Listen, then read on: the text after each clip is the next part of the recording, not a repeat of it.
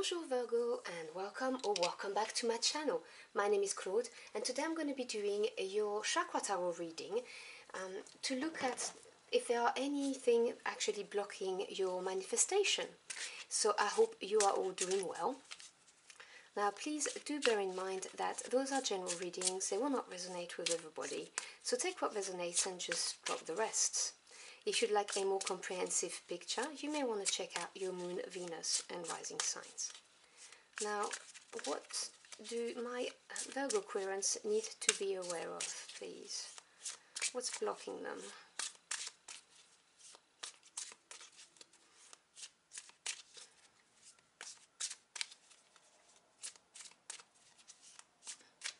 Okay, I think that's enough.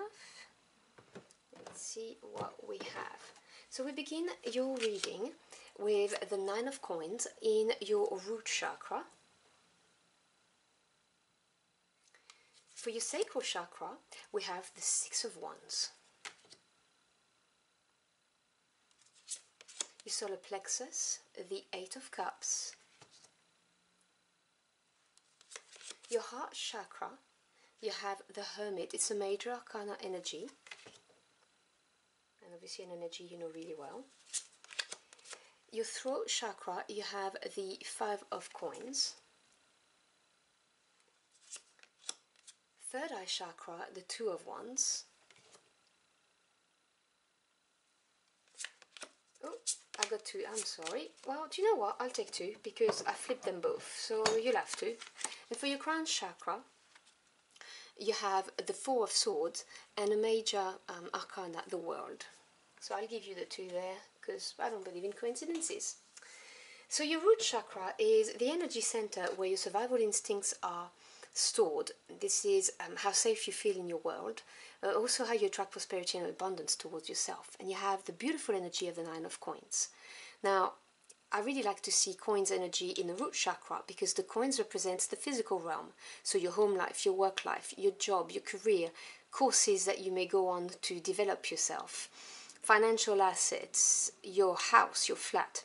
And the 9 is a number of achievement in any suit. So the 9 of Coins really talks about having worked hard, honed your skills, worked on your talents, and having managed to attract prosperity and abundance around you, you know, being able to pay your bills, not feeling threatened, feeling safe. And I mean, just by looking at the picture, you can see the figure here is really comfortable within their environment. They feel safe, they feel happy with life, they have enough, they don't need to worry about it.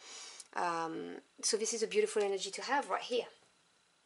And bearing in mind you're an earth sign as well, obviously having this kind of energy in your root is very important to you, so that's great to see. We then move on to your sacral chakra, which is the energy center where your creative power is stored, and also how you experience pleasures in life. And you have the Six of Wands. Now the Six is a beautiful energy of harmony, and it generally comes after having overcome some kind of change or a challenge. And the Wands is fire energy. They represent what your heart and soul yearned for. The Six of Wands talks about victory, success, having overcome a challenge and coming back victorious. It also has the beginning of recognition. So having this energy in your sacral chakra tells me that you've already experienced some level of recognition for what you've pursued. Whatever you're trying to manifest, you've experienced some triumph, whether you have successfully started a business, started a new career, started on a course, whether you're trying to buy a house or a flat, you've experienced the beginning of that. And if you're trying to manifest a relationship, same thing. This is a victory energy, passionate energy. So really nice to see in your sacral chakra that the energy is moving, flowing nicely, sorry. We then move on to your solar plexus chakra. Now this is your personal power center. This is really where your willpower, your drive is stored, as well as your physical energy. And you've got the Eight of Cups here. Now this takes me by surprise a little bit because your lower chakras are really well aligned. And having the Eight of Cups here is kind of strange because you you are stable in your world, you have stability, you've experienced a bit of success, even some level of recognitions for some of you. And the Eight of Cups, Cups represents the emotional realm, and they represent some level of discontent because you are not emotionally fulfilled. You want to walk away because you want something better. Now, I can see how that can be actually a drive. It's not a negative card per se. It's just, it's not an easy thing to do most of the time. Turning your back on something in order to get something that you know is going to be better for you still means leaving something behind. However, I do see this as an energy of moving forward. Yearning for something better for you is a very, very good reason to want to manifest something. So it's very admirable. It means you are in charge of your life, and you don't have a victimhood attitude, which is it's really beautiful. It's an empowering card in that respect, but it can be a bit challenging. And then in the middle of your spread, you have in your heart chakra, you have the Hermit. Now, this is a beautiful energy to have in your heart space, because the heart space, the heart chakra, represents centeredness, peace, love, all of this. And, well, firstly, the Hermit represents you, obviously, in the tarot. But it's also, someone who has incredible knowledge, someone who retreats, looks within, and finds what it is that they want. What's going to make them happy, what's really going to bring them fulfillment. And it is a major arcana. And if you've ever watched any of my readings, you'll know I attached very big importance to them, because to me as a reader, they represent the intervention of your spirit team to provide you with events, situations, people that are going to enable you to evolve mentally, emotionally, spiritually, whatever is needed at the moment. And so having the Hermit right in the middle of your spread in your heart space means that you're looking within, you're not emotionally fulfilled, so you're trying to get to the next level. You're trying to manifest something more, because it may well be that all of this success and stability that you have created for yourself, this is very good, it makes you feel safe, but what about your heart? What about the spiritual side of things? If this is not fulfilling you, if you're just working, and all you get in return is you pay your bills, it's not going to sustain you long term. And so right in the middle of this spread, I see you really going within, and this is the motive. This is really why it's linked to this Eight of Cups. You leaving something behind because you need emotional fulfillment. There's something missing, and you know it in your heart of heart. And your heart is open. You're looking at situations. You're looking at things. Beautiful energy. And then in your throat chakra, you have the Five of Coins. The throat chakra is your communication center. It is your ability to listen to others and take heed of what they say, but also how you communicate your needs and speak your truth. And the five is an energy of challenge. Now, coins, as I explained, is your physical world. So it really is, the Five of Coins really can talk about disruption, a challenge that's appearing in your physical world. It can talk about scarcity mentality. So having this energy in your throat chakra is telling me that you are struggling to say what you need. That's what I'm hearing. It's not about how you listen to others. The energy of the card I'm getting is you are blocked. You don't know how to speak your truth or express what you need in order to move forward. So this is something that we need to have a look at. We then move on to your third eye chakra. Now, the third eye is the energy center where how you see the world is being stored, whether both with your physical eyes, but also with your third eye, which is your intuition. And you have the Two of Wands. Now, the two is a number of duality, polarity, decisions, relationships. Wands, as I've explained, is to do with what your heart and soul truly yearn for. The Two of Wands talks about being at a crossroad and having to choose whether you're going to go left or right in order to get to this point here, which is that planet here in this card, but to whatever it is you're trying to manifest. And the experiences will be different on each side, but both experiences, both paths will provide you with growth.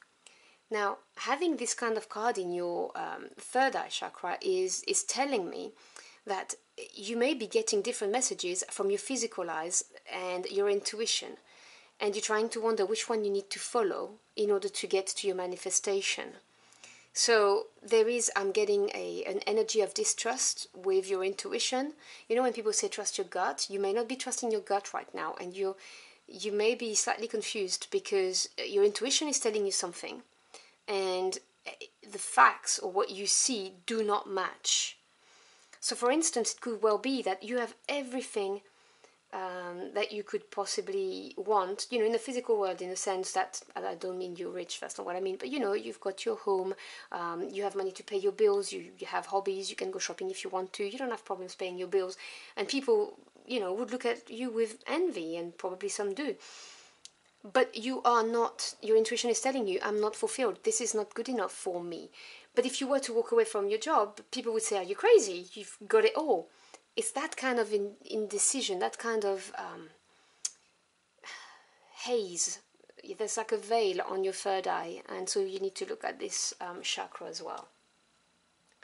And then in your crown chakra, you have the Four of Swords and the World. Now the four are the numbers of strong foundation and stability, and swords is to do with the mental realm, so your knowledge, your thoughts, your ideas, and truths. So this talks about mental stability, but it also talks about restraint. You know, it's like pushing against some constraints. In the Rider-Waite-Smith, this card is represented with someone in a coffin, you know, like a warrior who is in a coffin, and it is, you know, pushing against this box, this wooden box. I do not see the Four of Swords as being a card of healing. I really see it as a card of some kind of a block, restrictions, you know, that you're trying to get out of, which to me makes total sense arriving at this point in your reading. Because if you do manage to free yourself from this box, you will have the World. The World is a major arcana, and the World is success, victory. It's having learnt the lessons you needed to learn and successfully going through the portal, having learnt all of that. It's a beautiful energy of a win, of the completion of a cycle. And this card wanted to come out because it was stuck to this one. So at the moment, it may not feel like it. And in your crown chakra is where you store your self-knowledge, your wisdom that's gained through experience, and also your connection to source. So you may be at the moment fighting against those constraints, trying to make sense of things, which is why you're in hermit mode, but you're going to have a beautiful, successful transition. This is going to come your way. Your spirit team is telling you this. So it's a beautiful energy. So when we're looking at what's blocking really your manifestation, you have your throat chakra and your third eye chakra. Now for the third eye chakra, what's important is to reduce caffeinated drinks, because it's really it basically messes with your third eye. It needs to be detoxed. So any soda, coffee, teas, if you can reduce your consumption, would really help you. Alcohol is also really bad for the third eye. And the bright lights of screens at night, from your tablets and your phone, it really messes with the gland that's right behind it. So, you know, if you can not look at those screens at night, or wear the light filtering glasses, you know, the blue light, that will really help with your third eye. And also try to do predictions. Look at something and predict what's going to happen, and listen to your intuition. And doing this several times, after a while, is going to help you trust your intuition when you see that actually, oh, that was right, oh, that was right. So it really is, you know, easing yourself into trusting your intuition. For the throat chakra, it really is about speaking up. And I know it's easier said than done, because, you know, and sometimes Virgos can be shy, but speaking your truth and saying what you need is very important. That there are some yoga practices that are very good for that. If you type in throat chakra yoga practice, it really helps. Meditation can help. You have healing sounds on YouTube as well. You know, detox of the throat chakra healing sound that could help you. And you can start by starting to say things that you need that are not as important as what you're trying to manifest. You know, start small, and then you'll see how much more easily it is to speak your truth and to ask for what you need.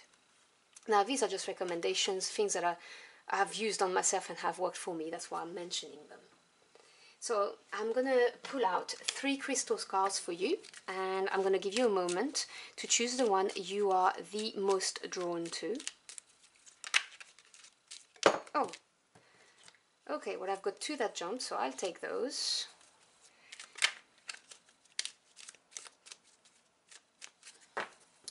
And I'll pull a 3rd one.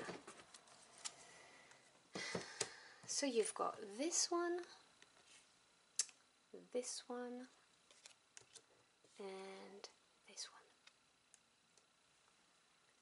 So if you've chosen the first one, you have chosen Garnet, Root Chakra, security, to feel more secure, deepen your connection with nature. Definitely, as an earth sign, very important for you. If you've chosen this one, you have chosen Equilibrium, Chakra balance. All things work best in conjunction with all things. All things work best in conjunction with all things. And the crystals on there were the clear quartz, amethyst, lapis lazuli, jade, citrine, carnelian, smoky quartz. And finally, if you have chosen this beautiful blue, you've chosen a turquoise, and it's with the throat chakra placed right on it. Truth, speak from your heart. It is the only thing worth listening to. Hermit mode, listen to your hermit voice. I hope you've enjoyed your journey through the cards with me. If you did, or if the message helped you in any ways, do let me know in the comment box below. I'd love to hear from you. Thank you so much for stopping by. I'm really grateful for your time. I wish you a fantastic end of the month, and I hope to see you again very soon. Until next time, au revoir.